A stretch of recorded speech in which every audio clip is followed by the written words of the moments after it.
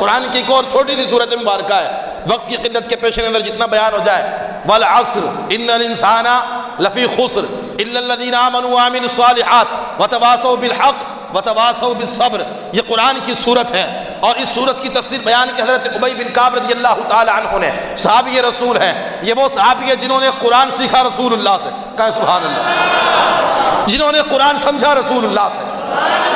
بلند آواز سے کہے نا سبحان اللہ۔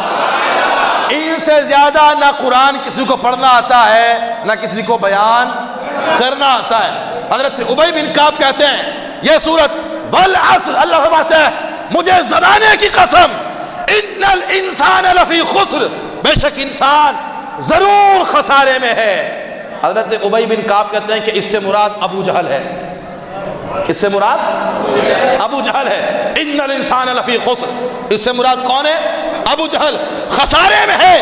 آگے کہا الا الذین آمنوا، اس جملے سے مراد خلیفہ بلا فصل سیدنا صدیق اکبر رضی اللہ تعالی عنہ کی ذات کریمہ ہے، بلند آواز سے کہتے ہیں سبحان اللہ۔ وعاملوا الصالحات، اور وہ جنہوں نے نیک عمل کیے، کہ اس جملے سے مراد فاروق اعظم رضی اللہ تعالی عنہ کی ذات کریمہ ہے۔ وتواصوا بالحق، اس جملے سے مراد حضرت سیدنا عثمان غنی ہے۔ وتواصوا بالصبر، اس جملے سے مراد مولا کائنات مشکل کشا شیر خدا کرم اللہ وجہ الکریم کی ذات کریمہ ہے۔ یہ تو قرآن کی تفصیل کو تو بندہ مانے نا، قرآن کی ترتیب کیا ہے۔ اگر ایک آیت میں یا ایک سورت میں اللہ اپنے نبی کے صحابیوں کی بات کرنا چاہتا ہے تو ایسا بھی تو ہو سکتا تھا کہ پہلے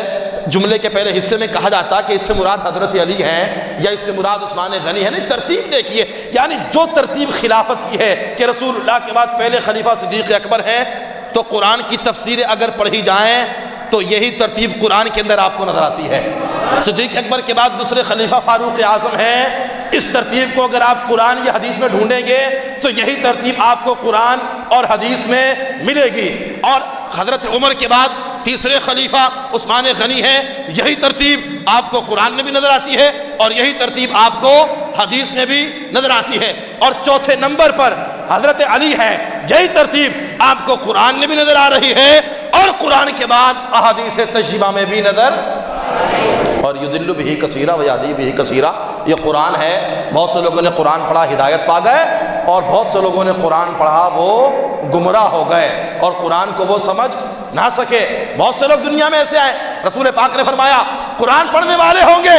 بڑے بڑے جبہ و دستار والے ہوں گے، وہ قرآن پڑھیں گے پرندے رک جائیں گے، ان کا پڑھنا بہت خوبصورت ہوگا، لیکن یاد رکھنا جب بھی وہ قرآن پڑھیں گے تو قرآن ان کے حلق سے نیچے، آہستہ بولتے آپ، آہستہ بولتے بھی، قرآن پڑھنے والے ہوں گے، جبہ اور دستار والے ہوں گے، ہاتھ میں بڑی بڑی تسبیحاں ہوں گی، دین کے ٹھیکیدار ہوں گے، مذہب کے ٹھیکیدار ہوں گے، بڑی بڑی باتیں کرنے والے ہوں گے، لیکن یہ لازم نہیں قرآن پڑھنے والا، ہر اچھا قرآن پڑھنے والا وہ قرآن سمجھتا بھی ہو، وہ قرآن، آہستہ بولتے ہیں آپ، بات تو نہیں ہے کرنے کی، لیکن اگر میں کر جاؤں، بھائی قرآن ہے عربی زبان میں، کس زبان میں؟ آہستہ بولتے ہیں آپ، قرآن نازل ہوا عربی زبان میں، اور ابو جہل کی زبان کون سی تھی؟ آہستہ بولتے ہیں، بلند آواز سے، عربی تھی، تو عربی زبان اس کی مادری زبان، اور قرآن نازل ہوا عربی زبان میں، مگر پھر بھی ابو جہل قرآن کو سمجھ، لیکن حضرت بلال حبشی قرآن کو سمجھ گئے، قرن میں رہنے والا اویس قرآن کو سمجھ گیا، فارس میں رہنے والا سلمان قرآن کو سمجھ گیا، بغداد میں رہنے والا عبد القادر جیلانی تو قرآن کو سمجھ گیا، لاہور میں رہنے والا داتا علی اجمیری تو قرآن کو سمجھ گیا، مگر مکے میں رسول اللہ کی دیوار کے برابر میں جس کی دیوار ہو